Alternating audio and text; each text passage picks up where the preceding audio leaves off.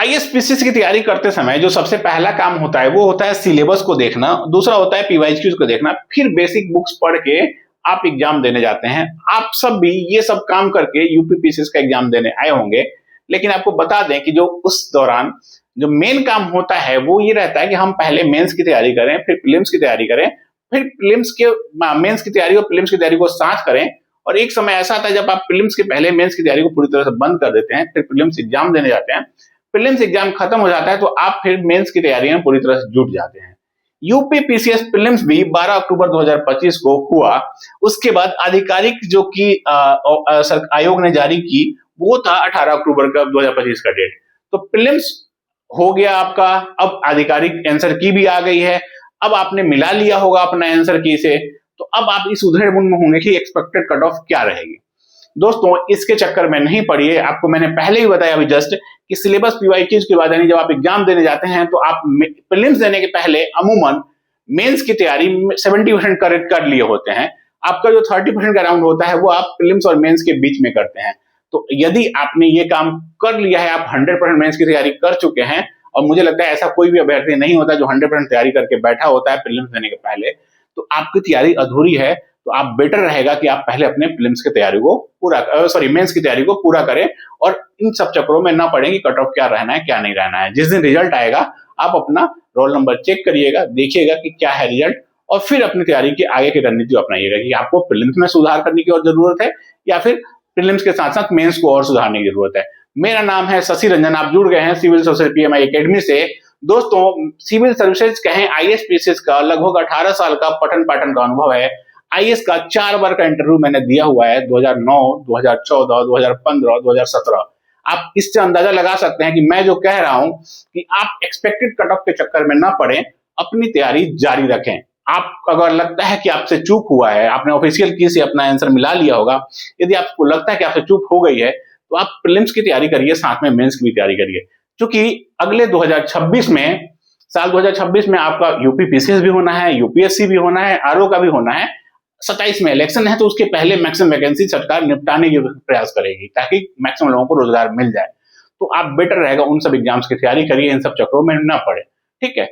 जब आप लेकिन फिर भी बात कर लेते हैं कट ऑफ की, खासकर कट ऑफ क्या, एक्सपेक्टेड कट ऑफ, और इस पूरे वीडियो का नाम ही मैंने रखा हुआ है ओपिनियन पोल।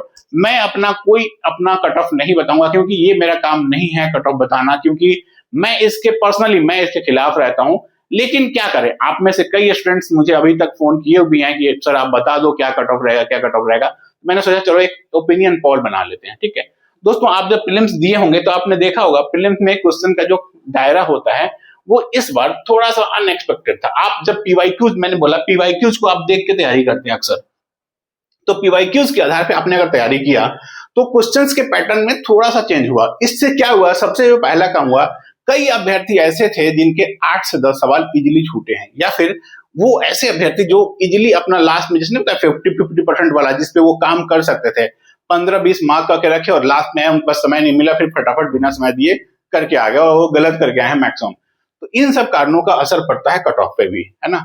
तो ये चीज है, बेसिक बातें। अब आते हैं मूल चीजों पे कि क्या है अलग अलग कोचिंग का। तो कोचिंग इस पे एक बार देख लेते हैं इस चीज को। कोचिंग ए, मैं नाम नहीं लूंगा, कोचिंग ए है, इसका कहना है कि 80 से 85 ये रहेगा कट ऑफ।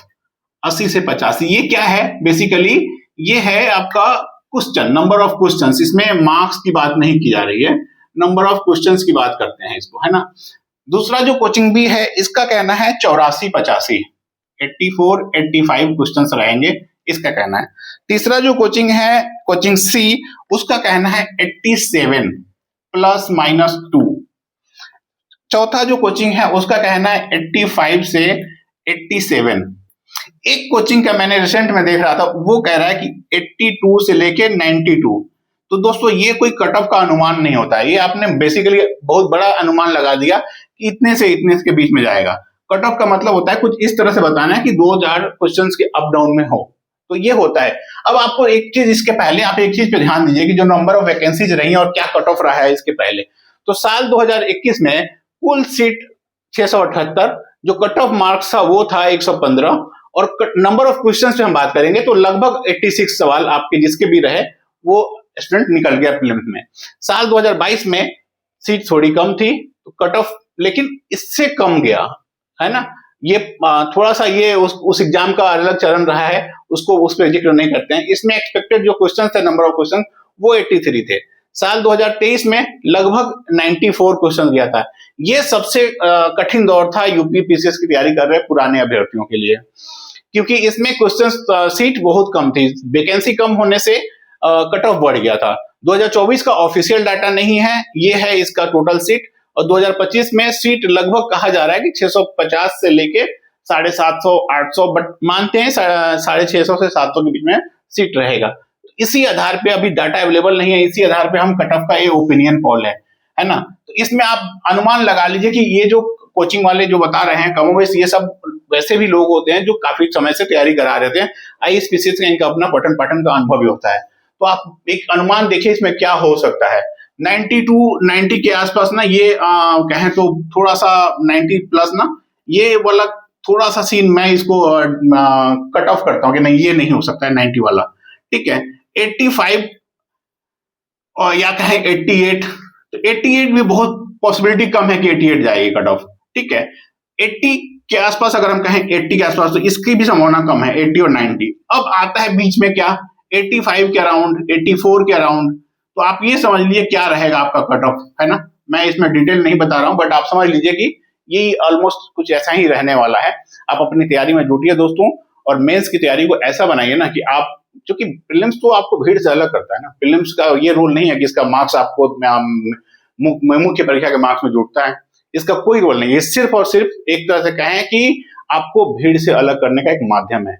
लाखों की भीड़ एग्जाम देने आती है, उनमें से कुछ हजार सिलेक्ट होते हैं मेंस के लिए क्वालिफाई होते हैं। आप उनमें से आ गए तो आप मेंस की तैयारी में जुट जाइए, ताकि आप एज ले रहे हैं बाकियों से, है ना। ठीक है दोस्तों, नमस्कार। वीडियो अच्छा लगे तो प्लीज इसको लाइक करिएगा, साथ में हमारे चैनल को सब्सक्राइब करिए। आपको मैं बता दूं कि सिविल सर्विसेज पीएम एकेडमी पे मैं फ्री में सारा फाउंडेशन कोर्स चलाने जा रहा हूँ। मॉडर्न यूनिट क्लासेस शुरू हो गई हैं। आप हमारे वेबसाइट, हमारे चैनल को विजिट करिए और हमसे जुड़े रहिए। धन्यवाद।